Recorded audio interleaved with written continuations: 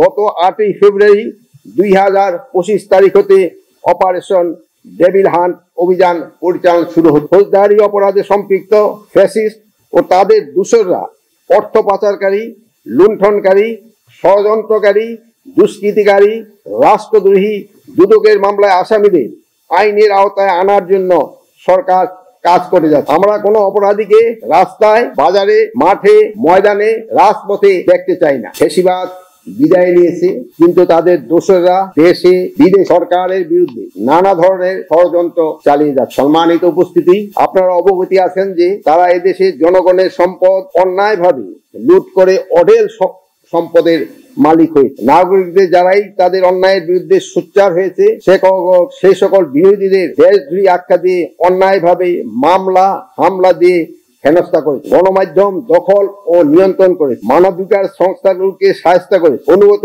পুঁজিবাদী শ্রেণী তৈরি করে সম্পদ লুণ্ঠন করে, সিভিল সার্ভিস ও নিরাপত্তা বাহিনীর উপর কর্তৃত্ব স্থাপন করে, আদালতের স্বাধীনতা খর্ব করে। বর্তমানে তারা তাদের অর্জিত অবৈধ সম্পদ ব্যবহার করে অপশক্তি সম্পৃক্ততায় নৈরাজ্য সৃষ্টির মাধ্যমে নিজেদের অবস্থান জানান।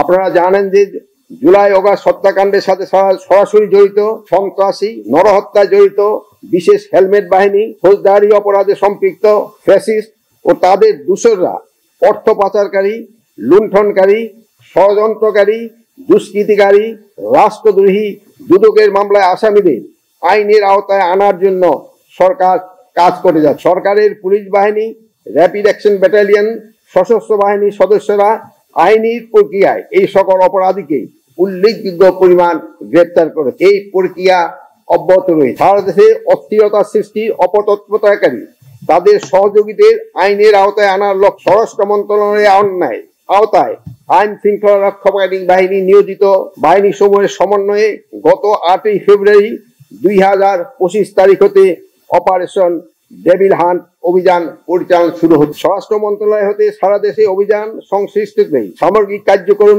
তদারকি করা হবে এবং স্বরাষ্ট্র মন্ত্রণালয়ের অধীনে স্থাপিত জয়েন্ট অপারেশন সেন্টারের মাধ্যমে অপারেশন ডেভিল হান্টের সার্বিক কার্যক্রম সমন্বয় করা এবং মেট্রোপলিটন এলাকায় মেট্রোপলিটন পুলিশ কমিশনার এবং জেলা পর্যায়ে বিজ্ঞ জেলা ম্যাজিস্ট্রেট, এসপি এই অভিযান পরিচালনায় সমন্বয় করবেন। সিএমএম আদালত, এমএম আদালত, সিজিএম আদালত, জেলা ও দায়রা জজ আদালতের বিজ্ঞ বিচারকগণ, জেলা ম্যাজিস্ট্রেটগণ, স্পেশাল আদালতের বিচারকগণ, আদালতে সরকার পক্ষের আইনজীবীগণ, আইন শৃঙ্খলা বাহিনীর সদস্যরা, গোয়েন্দা সংস্থার সদস্যরা এই অপরাধীদের আইনের আওতায় এনে শাস্তি নিশ্চিত করার জন্য নিয়োজিত। এছাড়া সরকার ঢাকা মেট্রোপলিটন এলাকায় 8 জন জুডিশিয়াল ম্যাজিস্ট্রেট পদায়ন করেছেন অপরাধীদের বিরুদ্ধে সামারিক ট্রায়ালের জন্য। আপনারা দক্ষ এবং প্রশিক্ষিত সচেতন নাগরিক। আপনাদের দেশের জনগণ, সরকার এবং নিজ নিজ দায়িত্বের প্রতি জবাবদিহিতা, দায়বদ্ধতা এবং কমিটমেন্ট রয়েছে। সুশাসন প্রতিষ্ঠায় আপনাদের অতন্ত্র প্রহরীর ন্যায়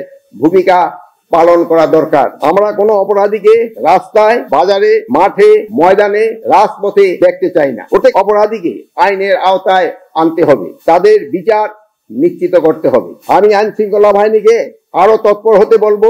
অপারেশন ডেভিল হান্টকে আমি বলবো, no devil should be escape from law enforcing agency. আইনজীবীদের আমি বলবো, আপনারা আদালতে দায়েরকৃত প্রতিটি মামলায় ধার্য তারিখ এই সময়ে উপস্থিত থাকুন। প্রসিকিউটিং এজেন্সির সাথে টাইম টু টাইম যোগাযোগ করে পর্যাপ্ত তথ্য নিজেদের সমৃদ্ধ রাখুন। কোনোভাবেই যেন কোনো সন্ত্রাসী জামিন না পায়, সর্বোচ্চ সতর্ক থাকুন। প্রয়োজনে আইজিপি টিম মামলা ভিত্তিক অগ্রগতি নিয়ে পাবলিক প্রসিকিউটরের সাথে 15 দিন পর পর বসতে পারেন এবং অগ্রগতি পর্যালোচনা করতে পারেন এবং আদালতে উপস্থাপনের জন্য।